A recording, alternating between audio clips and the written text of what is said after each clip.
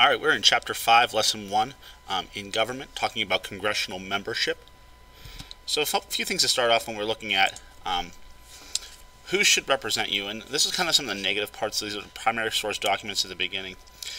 Commenting on a study that showed legislators elected to Congress for the first time in 2012 had a net worth of exactly $1 million more than the average American.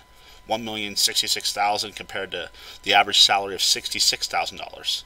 Sheila Kummel's executive director of the Center for Responsible Politics said the following: "While America continues to claw its way back from economic stability, voters have nevertheless chosen to elect new members of Congress who have already made it big. Apparently, on the whole, we don't want people who look like us, financially speaking. What's harder to measure is whether or not these new legislators appreciate the financial pain that most people face and can effectively represent them despite the fact that they themselves are well off." So what we're looking at is who should be representing us and why. I find this chart to be very interesting. The first thing, of course, is the religious affiliation of members of Congress, talking about the different idea of comparing the amount of members in the Congress versus the public.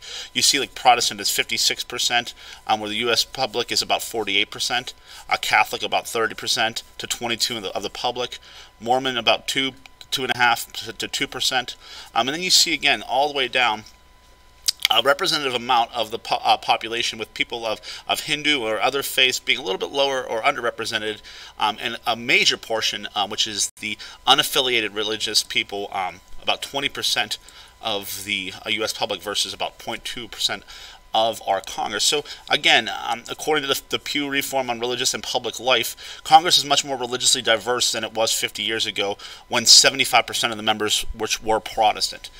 Now, this is going to be a little bit outdated, but I found this very, very interesting, and we're going to do a little bit of talking in this first section about what the actual gender of public members of Congress are.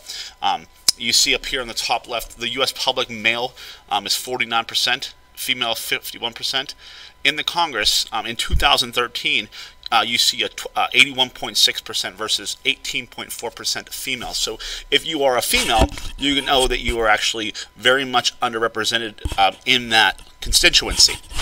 In the United States House, there's more males, 82% to 18%, and the Senate, 80% to 20%. This is going to change big in 2018, so we will actually get some more updated information and have that as part of the activity when we talk about this.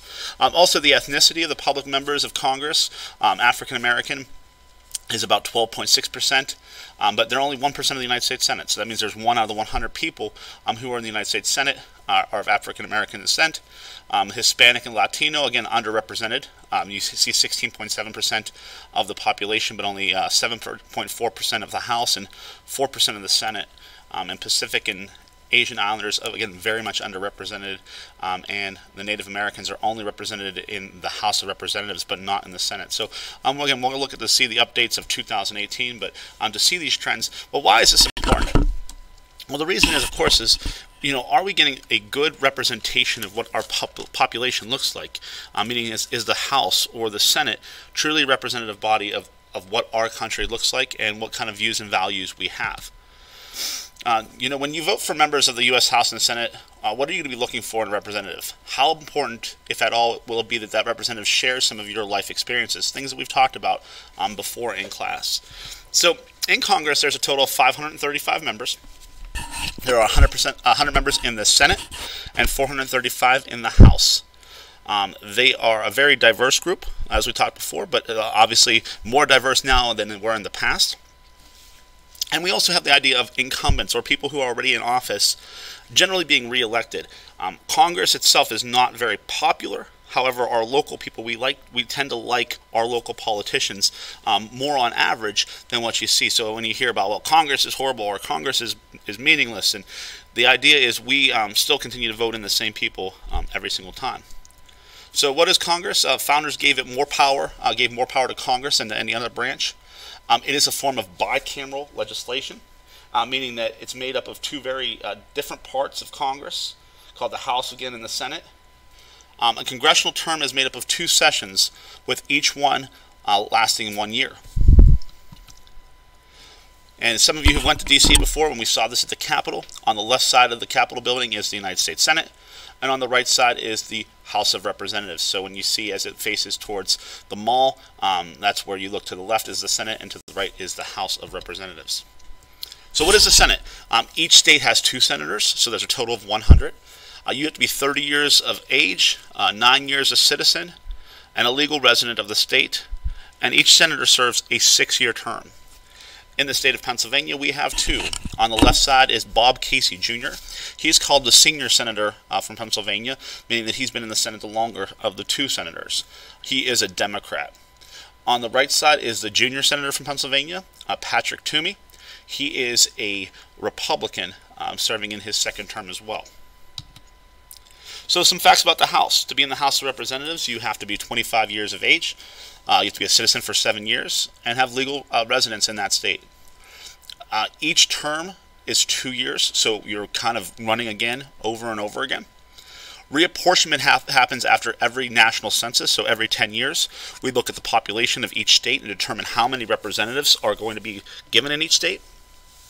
The state legislature then has the power to redistrict after reapportionment, meaning that, like, if the state of Pennsylvania, if we lose a lot of population, or if other states grow in population, we might lose a delegate or lose a district, which has happened in the last 2 censuses.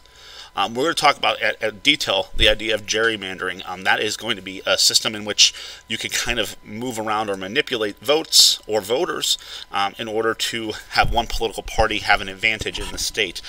This is actually something that in Pennsylvania happened a couple years ago. It went all the way to our Supreme Court, and we decided that our lines were not constitutional, and therefore the government had to, the United States, or the governor from Pennsylvania, Governor Wolf, had to step in and redistrict the lines to make sure that there was more of a fair representation. So part of that changes actually came into our district a lot. We used to be just under the representation of Congressman Mike Kelly. But now you see on the left side is Congressman Mike Kelly. He was most of our representatives for the last few years if you lived in the school district. However, with the new lines based off of this constitutional challenge, we now have 2 different representatives. So some of you might have Republican Mike Kelly on the left. Others, like me, living on Smith Road in Boyers, I gained Glenn Thompson as my representative now. So instead of Mike Kelly, some of us will have Glenn Thompson. He is also a Republican, and he serves up in the areas of like to Forest County, up to and including Clarion and things like that. Here's a good map to show you where we are, and like I said before, here's where that line comes straight down the middle, where Mike Kelly is over on this side. You can see that we're kind of right in the middle of it. But the majority of us now are going to be here in Glenn Thompson's 15th district. And again, you'll see the different lines and where they are. The lines on this map look so much more realistic than other things that we've seen when we talk about gerrymandering, to show you but what the districts are.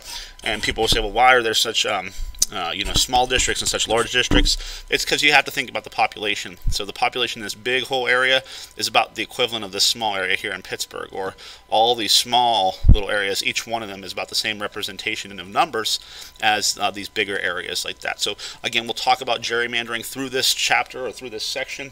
Got a little bit of an activity to do with it. So get ready.